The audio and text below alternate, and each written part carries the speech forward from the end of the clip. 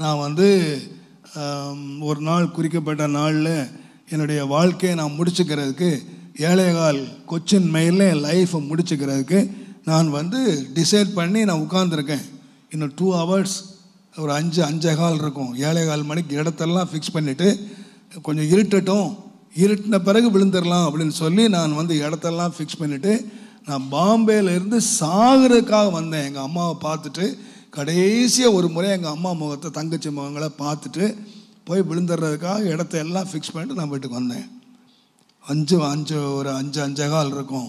அப்போது ஒரு மனுஷன் உள்ளே வந்தார். எங்கள் அண்ணன் அங்கேருந்து அவரை கூப்பிட்டாரு. வாங்க மிஸ்டர் கோவிந்தசாமின்னு கூப்பிட்டாரு. அதனால் கோவிந்தசாமின்னு தெரிஞ்சுக்கிட்டேன். 2 பேரும் கொஞ்ச நேரம் பேசிட்டு 2 பேரும் வெளியே கிளம்புனாங்க. வெளியே கிளம்பிட்டு அவர் கேட்டார், தம்பி நீங்கள் சும்மா தானே இருக்கிறீங்க, நாங்கள் ஒரு மீட்டிங் போகிறோம் வரீங்களான்னு கேட்டார். அப்போது நான் கேட்டேன், மீட்டிங்கா, என்ன மீட்டிங்குன்னு கேட்டேன்.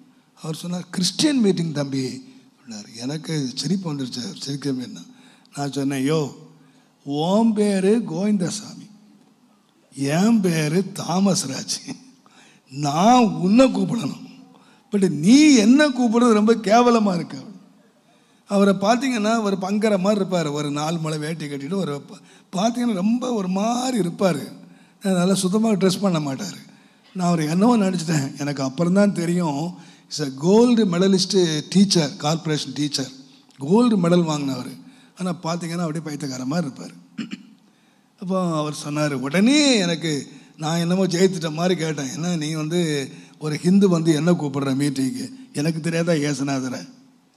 அப்போ அவர் உடனே கேட்டார், தம்பி நல்லது தான், நீ கிறிஸ்தவ வீட்டில் பிறந்த, உனக்கு தாமஸ் ராஜ்னு பேர் வச்சாங்க, நான் இந்து வீட்டில் பிறந்தேன், எனக்கு கோவிந்தசாமின்னு பேர் வச்சாங்க, நம்ம 2 பேரும் முஸ்லீம் வீட்டில் பிறந்த அப்துல் காதர்னு பேர் வச்சுருப்பாங்க. பேர் நம்மளை கொண்டு சொல்ல தம்பி, நீங்கள் தாமஸ் ராஜ்னு சொல்கிறீங்கல்ல, உங்களுக்கும் இயேசுவுக்கும் என்ன சம்பந்தம் சொல்லுங்க. உங்களுக்கும் இயேசுக்கு என்ன சம்பந்தம்?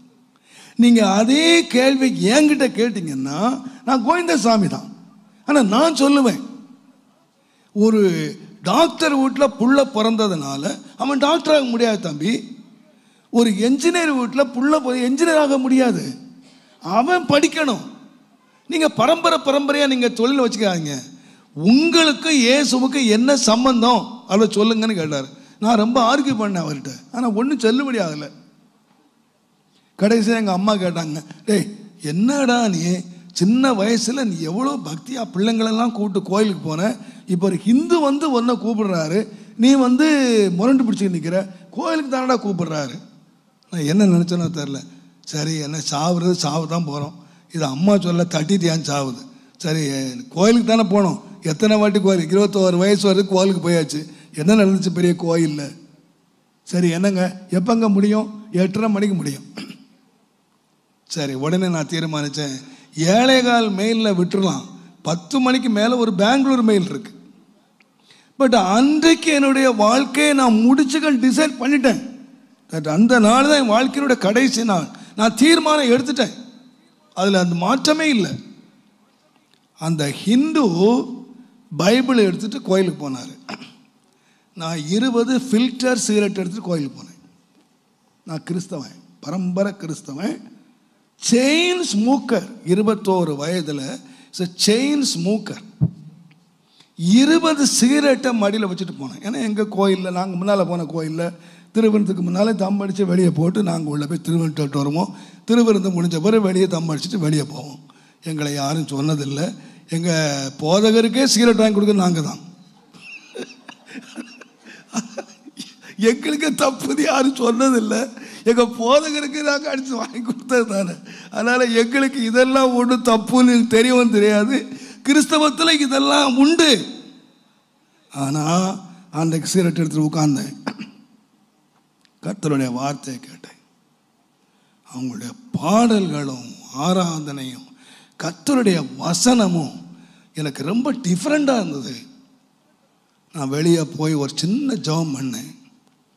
நான் தொடர்ந்து ஸ்மோக் பண்ணுறவன் எப்படி ஒரு 2 மணி நேரம் 3 மணி நேரம் உட்கார்ந்தேன்னு எனக்கு தெரியலை.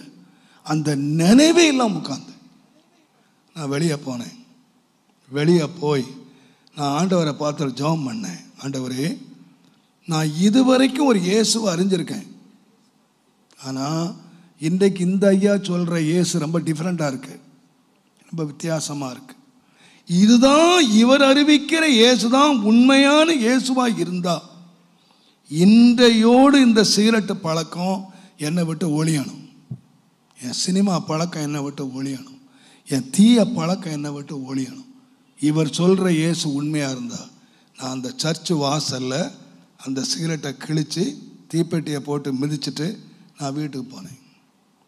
10 மணிக்கு ட்ரெயினில் சாகணும்னு விரும்பி என்னுடைய மைண்டு முழுவதும் செத்துப்போ செத்துப்போ செத்துப்போ செத்துப்போ, இனி நீ வாழ முடியாது அந்த எண்ணத்திலே இருந்தனா என்னுடைய வாழ்க்கையில் முதல் முறையாக எனக்கு விவரம் தெரிந்து நான் சமாதானமாக நித்திரை பண்ண ராத்திரி அதுதான். அந்த எண்ணமே இல்லாமல் காலையில் எழும்பி நான் பைபிள் எடுத்தேன். எழும்பின உடனே பைபிள் எடுத்தேன். 21 வயது வரைக்கும் நான் கிறிஸ்தவன். நீங்கள் பைபிள் வாசிக்கிறீர்கள், இந்த மாதிரிலாம் நான் வாசிக்க மாட்டேன். சொல்லி முடிக்கிறவர்கள் வாசனத்தை வாசிப்பேன், கண்ணீர் வாசிப்பேன். பைபிள் அந்த சின்ன வயதிலேயே எந்த அதிகாரம் எங்கே இருக்குது, எந்த வசனம் இருக்குது, போதகர் சொல்லி முடிக்கிறக்குள்ள நான் வாசிப்பேன். எங்கேயாவது ப்ரேயர் மீட்டிங் போனால் ஐயர் என்ன தான் கூப்பிட்டு போனார் வசனம் வாசிக்கிறேன், ஏன்னா அவரே தப்பாக வாசிப்பார். நான் கரெக்டாக சின்ன வயசில் அவ்வளவு பக்தியாக வாழ்ந்தவங்க பைபிளை வாசித்திருக்கேன். ஆனால் இன்றைக்கு இந்த பைபிள் ரொம்ப டிஃப்ரெண்ட்டாக இருந்துச்சு. நான் சொல்கிறேன், அன்றைக்கு நான் அறிந்த இயேசுவை நான் இன்றைக்கு அறிஞ்சிருந்தேன். இன்றைக்கு பைபிள் வாசிக்கிட்டு இருந்தேன்னா இன்றைக்கு வரைக்கும் நான் ஒரு ஸ்மூக்கராக பைபிளும் வாசித்தேன், ஸ்மூக்கும் பண்ணேன். கோயிலுக்கும் போனேன், சினிமா கோட்டைக்கும் போனேன். கோயிலுக்கு வாரத்துக்கு 1 நாள் போனேன், சினிமா கோட்டைக்கு 7 நாள் போனேன். என்னுடைய வாழ்க்கை அப்படி தான் இருந்துச்சு. ஆனால் அன்றைக்கு இந்த வேதத்தோடு ஐக்கியப்பட்டேன். இந்த வசனம் என்னுடைய வாழ்க்கையில் பிரவேசிச்சது.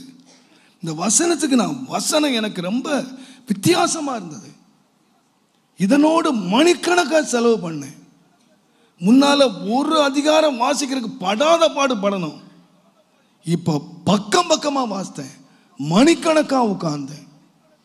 அதனுடைய முடிவு இந்த வசனத்தோடு ஐக்கியப்பட்டேன். இந்த வசனம் என்னை வேறு விதமான வழிக்குள்ள நடத்துச்சு, என் வாழ்க்கையை மாற்றிச்சு, என்னை மறுவப்படுத்துச்சு. நான் சொல்லுவேன், இன்றைக்கு உங்கள் மத்தியில் என்னை போதகனாய் நிறுத்தினது அந்த தேவனோடு உள்ள ஐக்கியம்.